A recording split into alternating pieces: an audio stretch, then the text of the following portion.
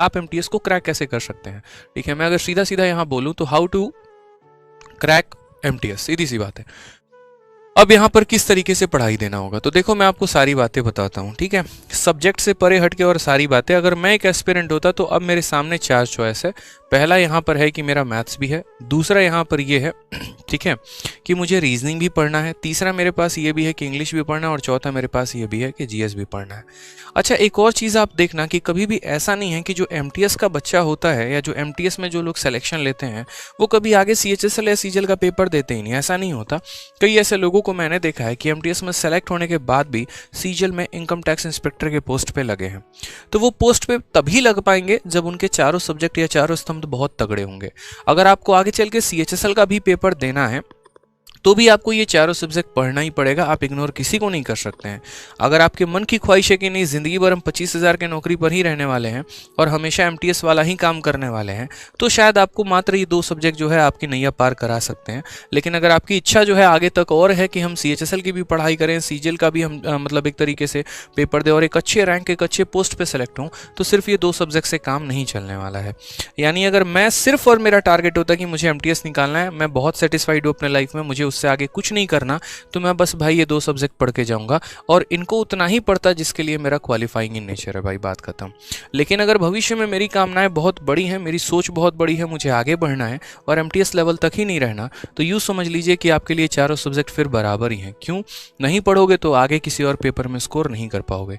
जैसे बच्चे पूछते हैं कि सर आपके पास 5-5 गवर्नमेंट जॉब कैसे आ गया, तो मैं हमेशा एक बात बोलता हूँ कि जिस दिन आपका भी सिलेबस कंप्लीट हो जाएगा और बहुत अच्छे तरीके से आपको अपने सब्जेक्ट पर कमांड हो जाएंगे ना, उस दिन आपके भी यहाँ पर जो है 5-5 सरकारी नौकरियां लग जाएगी। कोई बहुत बड़ी बात नहीं है, लेकिन उसके लिए ईमानदारी से इन सभी सब्जेक्ट को पढ़ना होता है। तो अभी आपको यहाँ पर काम ये करना है कि जो आप हमेशा जीएस को इग्नोर करके चलते थे ना, आप इसको कभी इग्नोर करके मत चलना भाई, बिल्कुल भी इग्नोरेबल नहीं है।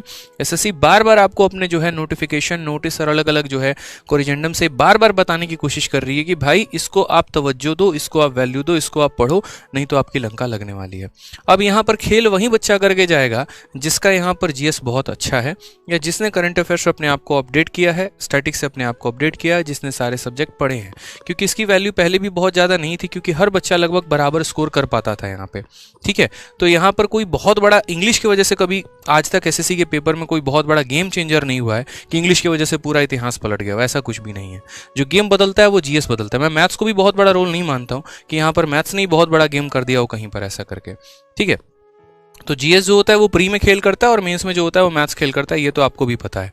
तो यहाँ पर अगर हम बात करते हैं तो अगर मेरी स्ट्रेटजी रहे तो वो क्या रहनी चाहिए, आपका जो स्ट्रेटजी रहना चाहिए, अगर आगे चल के आपको और भी परीक्षाएं देनी है और भी फॉर्म आपको भरना है, तो डेली के डेली जो है आपको कम से कम 1 से 2 घंटे आपको मैथ्स को देने ही देने हैं। रीजनिंग की भी बात करूँ मैं आपको तो 1 आवर डेली प्रैक्टिस करना ही करना है। इंग्लिश के लिए अगर मैं बात करूँ तो आप 2 घंटे दे सकते हैं। 1 घंटे आप अपने वोकैबुलरी को दीजिए जो हमेशा हम कहते हैं, और 1 घंटे आप अपने ग्रामर को दीजिए। साथ में जीएस की भी अगर हम बात करते हैं तो जीएस में अब आपको कम से कम 2 से 3 घंटे देने की जरूरत है, और इन 3 घंटों को आपस में बांट लीजिएगा। ठीक है, 1 घंटा जो है आप अपना यहाँ पर करंट अफेयर के लिए प्रैक्टिस करिएगा, 1 घंटा जो है आप यहाँ पर स्टैटिक के लिए दीजिएगा, और 1 घंटे में आप यहाँ पर किसी सब्जेक्ट के लिए, जैसे मान लीजिए कि पहले हिस्ट्री खत्म कर लिया, फिर पॉलिटी, फिर ज्योग्राफी, फिर इकोनॉमिक्स, इस तरीके से कर करके हमें डिस्ट्रीब्यूशन देना है। मेजर जो फोकस होना चाहिए वो आपका जीएस पर होना चाहिए, क्योंकि मैंने पहले भी कहा कि जब मेरिट बनेगी तो इंग्लिश में भी बहुत बड़ा रोल नहीं रहेगा, लगभग सबके वही नंबर 40 और 50 के बीच में होने वाले हैं। लेकिन जीएस में ऐसा होगा कि किसी के 8 नंबर भी होंगे तो किसी के 38 नंबर भी होंगे, और यहीं से सिलेक्शन का रास्ता खुलेगा आपका। तो इस पार्ट पर जितना फोकस कर सकते हैं, इस पार्ट पर आप उतना ज़्यादा फोकस करिए। ठीक है, प्रैक्टिस अच्छा करते रहिए, अपने सिलेबस को टारगेट करते रहिए, और बाकी हम यहाँ पर जो महाभारत बैच पढ़ा रहे हैं आपको यूट्यूब पर, ये हमारी पूरी टीम जो हम आपको करा रहे हैं, ये बहुत सफिशिएंट है। इससे बाहर एमटीएस में पढ़ने के लिए कुछ और आवश्यकता नहीं है, ना ही कोई पेड कोर्स लेने की ज़रूरत है, ना ही कुछ और। हमारे वीडियोज़ को आप देखिए अच्छे तरीके से, एमटीएस के लिए आपका उतना इनफ हो जाएगा। ठीक है भाई, समझ में आ रहा है बात यहाँ पे? चलिए, और बाकी बहुत बहुत शुभकामनाएं आप लोगों को, अच्छे तरीके से प्रिपरेशन करिए। ठीक है, और कुछ लोगों से हमारी विनती है, कुछ लोगों से हम कहना चाहेंगे कि देखो बच्चों को ऐसे फालतू की बातें ना किया करो आप लोग, ठीक है, कि यहाँ पर रेस्पेक्ट किसी को कम देने की ज़रूरत है, मैथ्स का वैल्यू कम आ गया तो रेस्पेक्ट कम देंगे, ठीक है। अब कुछ बातें ना ही बोलूँ तो मैं बेहतर होगा, ठीक है। बच्चे के मन में ये सब बातें ना भरी जाए ना तो ज़्यादा अच्छा रहता है। उसको अच्छे से पता है कि उसको आगे चल के CHSL का पेपर देना है, CGL का पेपर देना है, और बिना मैथ रीजनिंग के सिलेक्शन होगा नहीं। तो फालतू की बातें करके डाइवर्ट ना करे तो ज़्यादा बेहतर है। अपने सब्जेक्ट पर फोकस करें, पढ़ाई अच्छे से, वो बहुत अच्छी बात रहेगी, ठीक है। यार देखो, वीडियो अच्छी लगती है ना तो लाइक ज़रूर किया करो यार। आप लोगों के लाइक से बहुत मोटिवेशन मिलती है, बहुत हिम्मत मिलती है और पढ़ाने की, और अच्छा करने की, और बढ़िया कंटेंट लेकर आने की। और साथ में वीडियो को हर जगह पे शेयर भी किया करो।